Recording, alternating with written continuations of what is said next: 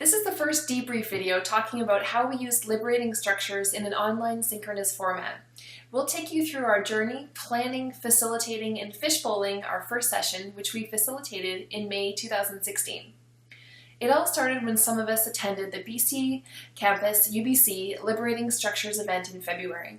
I started mapping out the idea for these sessions on flip charts in that workshop, and we came away wanting to host 4 synchronous online sessions using Blackboard Collaborate. Our idea was that the sessions would feature liberating structures and how to use them online, while also providing a venue and an opportunity for faculty to talk about real teaching challenges and experiences. We set up a collaborative document in Google Drive to lesson plan for all 4 sessions. We chose a topic for our first session, Teaching with Technology, and selected one liberating structure, the 1-2-4 all, to focus our activities. We decided to end our session with a fishbowl to share our experiences and collect feedback from our participants about using the structure.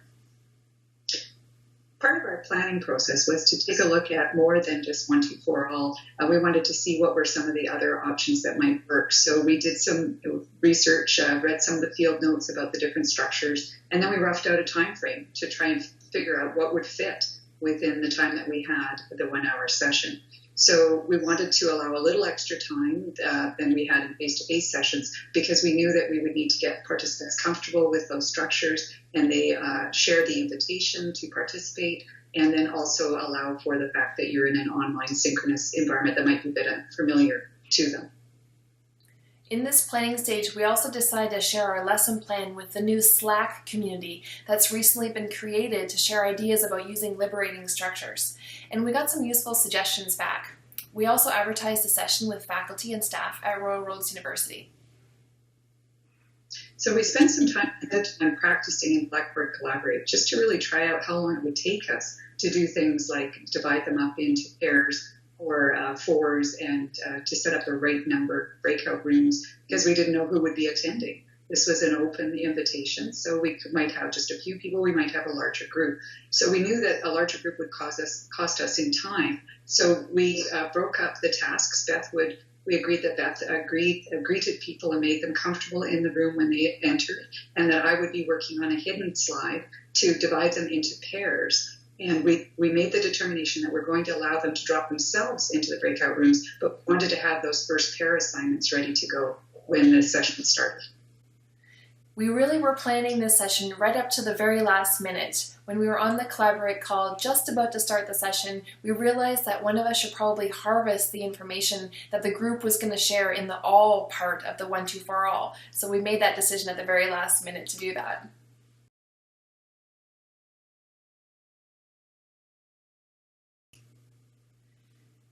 Now we'll talk a little bit about facilitating the session. At just 1 hour in length in total, and a very interactive experience, we found the session went by very fast. If you remember, we had decided to use breakout rooms throughout the session, particularly for the pairs work and the groups of 4s. Luckily, we facilitators were able to use the times that the participants were in their breakout rooms to talk with each other and keep on track with each other, and keep refining and iterating as we went to make sure things went smoothly.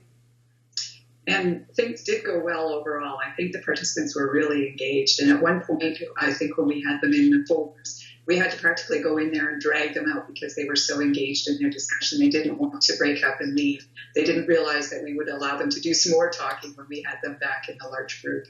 So we learned that we didn't leave enough time for participants to change through the steps. That was part of why they didn't want to have such a tight time frame, because they were a bit confused. We hadn't taken enough time to explain the shift when they moved from pairs to 4s and then back into the larger group.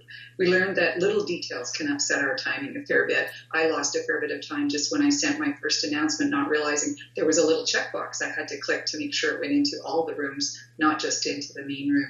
So we fumbled a little bit with odd numbers, and that had a bit of a cascading effect as we moved through different steps in 1-2-4 all. So it's a little difficult to know how much extra time to allow. I think in the future, we'd probably allow a little bit more.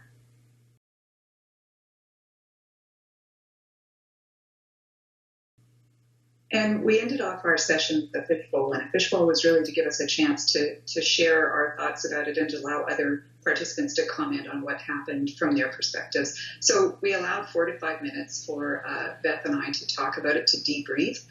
Even though you don't think you're going to talk that long, it really wasn't hard to fill up the time. We had lots to say. And the participants also stepped in and were really good about sharing their feedback with us. One of the participants said it would have been nice to have for people to have a visual of a fishbowl. It might have helped people to participate a little bit more if they could really understand what it was we were envisioning in our own minds as we were talking back and forth. One participant said perhaps we could have put empty chairs in a circle, and that put names inside that and say, please pair up with the person sitting beside you. So that might have been a way that they could have self-selected into pairs rather than us trying to divide them up as they were coming into the room. We would have still had to ensure that people knew which person they were pairing up with, and it might have been a little harder to do online, even with visual clues, so that people could see the pairs forming. Another thing the group said in the fishbowl was that they felt like when they were in the breakout rooms, with the lack of visual cues there, that they could have used more time than they would have needed if they were just meeting in person. They said it was hard to know who was about to speak, who was about to kind of pick up the mic and talk, and they were sort of lost time because of that. So we think, again, we need a little bit more time in general when we're facilitating liberating structures online, just to account for this kind of thing.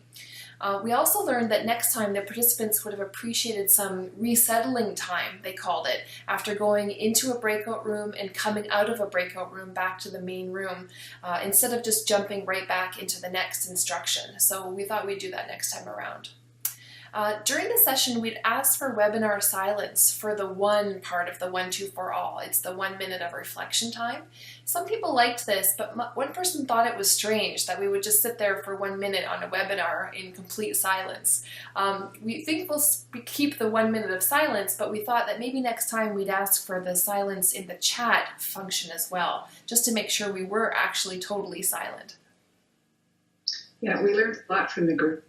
The other feedback that they gave us is that when we were harvesting their information on the whiteboard, that they would have preferred a more organized presentation of their thoughts. And I made the mistake of trying to capture everything. So I think in the future, we would harvest just the key points and perhaps structure it in a way, put it in columns, make the font bigger, as you would when you were doing a flip chart in person.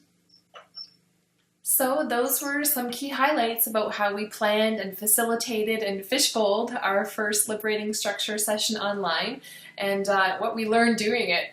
We've shared our lesson plan with you too. Feel free to connect with either one of us if you want to talk about what we did, and if you're going to try to do this yourself. Bye! Bye!